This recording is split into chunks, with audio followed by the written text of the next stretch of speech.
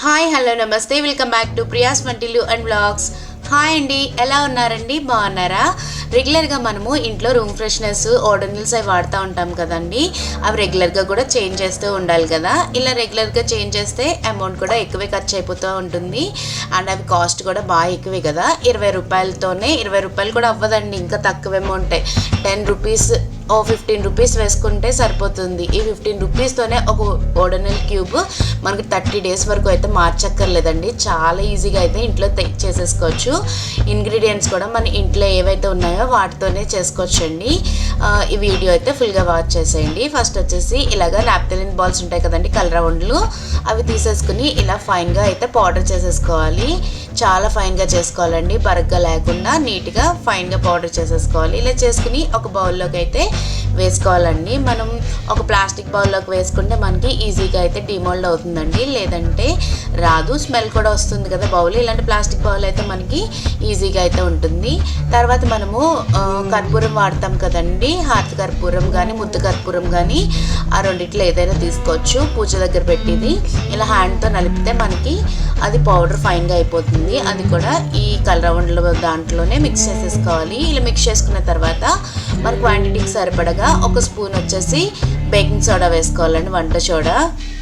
ఈ వంట సోడా వేయడం వల్ల మనకి బ్యాక్టీరియా ఉండవండి, సో అందుకోసమే ఇది వేసాను.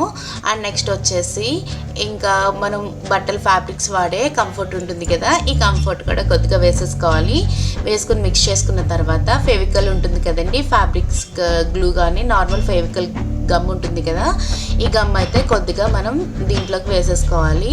మనకు కావాల్సిన అమౌంట్ వీడియోలో చూపించిన విధంగా వేసేసుకోవాలండి. గమ్ కూడా వేసేసుకుని బాగా మిక్స్ చేసేసుకోవాలి. ఇది గమ్ వేసిన తర్వాత మనకి బాగా ఇంకా పేస్ట్లో అయితే ప్రిపేర్ అయిపోతుందండి, దగ్గరగా అయిపోతుంది. ఈ దగ్గరగా అయిపోయిన తర్వాత మనం ఫుడ్ కలర్స్ అవి ఉంటాయి కదండి, ఏదో కలర్, నా దగ్గర అయితే ఈ రెడ్ కలర్ ఉంది. ఇది అయితే ఆప్షనల్ అండి, వేసుకోకపోయినా పర్లేదు, బికాస్ మనకి రెగ్యులర్గా అయితే కలర్ అక్కర్లేదు. సో కొంచెం లుకింగ్ వైజ్ బాగుండాలని చెప్పి నేనైతే ఈ కలర్ వాడుతున్నాను.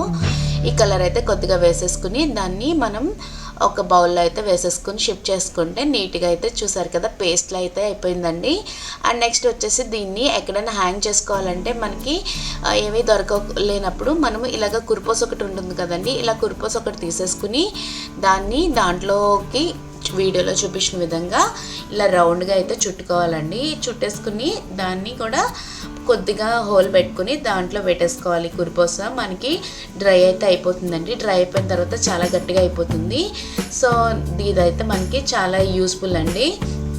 తర్వాత ఇలాగా నీట్గా అయితే దాన్ని అనేసుకుంటే సరిపోతుంది. దీన్ని మనము ఒక 2 డేస్ అయితే మనము ఎండ తగలకుండా కొద్ది రూమ్ టెంపరేచర్లోనే మనము డ్రై చేసుకోవాలండి. డ్రై అయిపోతుంది.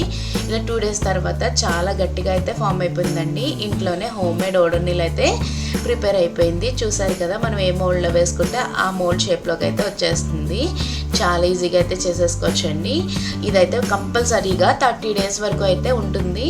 సో ఇది మనం ఇలాగ డోర్ దగ్గర హ్యాంగ్ చేసేసుకోవచ్చు. మనకి హ్యాంగింగ్ కూడా పెట్టుకున్నాం కదా, ఈజీగా అయితే చేసేసుకోవచ్చు. అలాగే మనకి ఫ్రూట్స్కి అయితే తెచ్చుకున్నప్పుడు ఇలాంటి నట్ బ్యాగ్స్ ఉంటాయి కదా, అవి కూడా దాంట్లో పెట్టేసుకుని ఇలా అయితే స్టిక్ చేసేసుకోవచ్చు అండి. వాష్రూమ్స్లో అవి మనకి కాస్ట్ అయితే చాలా తక్కువ అవుతుంది కదా. ఈ వీడియో కనుక నచ్చితే ప్లీజ్ లైక్ చేయండి, షేర్ చేయండి, అలాగే సబ్స్క్రైబ్ చేయడం మర్చిపోకండి friends. Take care, bye bye.